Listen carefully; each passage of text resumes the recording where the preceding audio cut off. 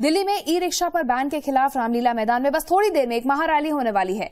Rickshaw चालकों की मांग है कि मोटर व्हीकल एक्ट में बदलाव कर ई रिक्शा को वैध कर दिया जाए। दिल्ली के रामलीला मैदान में ये रैली होने वाली है और इसमें केंद्रीय परिवहन मंत्री नितिन गडकरी भी शामिल होंगे। ई रिक्शा ड्राइवरों की मांग है कि केंद्रीय परिवहन मंत्री भी अपना समर्थन जो है वो उसको दे रहे हैं, जो ये मांगे हैं उनको। और इससे पहले केंद्रीय परिवहन मंत्री नितिन गडकरी ने दिल्ली के लेफ्टिनेंट गवर्नर नजीब जंग को एक चिट्ठी लिखकर ई रिक्शा चालकों को राहत देने की अपील की थी। आपको बता दें, ये वैध नहीं है। मोटर व्हीकल एक्ट के तहत ये जो रिक्शा है ये वैध नहीं है। इसके लिए कोई ड्राइविंग लाइसेंस की जरूरत नहीं होती, कोई रजिस्ट्रेशन नहीं होता, कोई नंबर प्लेट नहीं होती है और साथ में अगर कोई दुर्घटना हो जाती है तो बीमा कंपनी भी इसको कवर नहीं करती है। तो ये तमाम बातें हैं जिसकी वजह से इसे वैध नहीं माना जाता है। और अब ये जो रिक्शा चालक हैं वो ये कह रहे हैं कि बदलाव किए जाए मोटर व्हीकल एक्ट में और इसको वैध बना दिया जाए। तो बहुत से लोग हैं अभी तक जो ये रिक्शा चला रहे हैं, 2 लाख करीब ऐसे लोग हैं जो ये ई रिक्शा चलाते हैं। और एक नजर से देखा जाए तो ये बहुत बड़ा वोट बैंक भी है तमाम पार्टियों के लिए।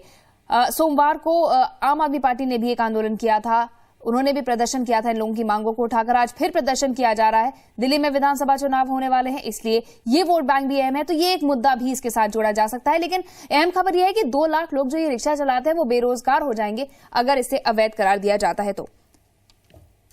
अश्विनी गुप्ता हमारे सहयोगी हमारे साथ जुड़े हैं। अश्विनी, कितनी देर में शुरू होगी ये रैली और क्या कुछ आप ताजा जानकारी दे सकते हैं?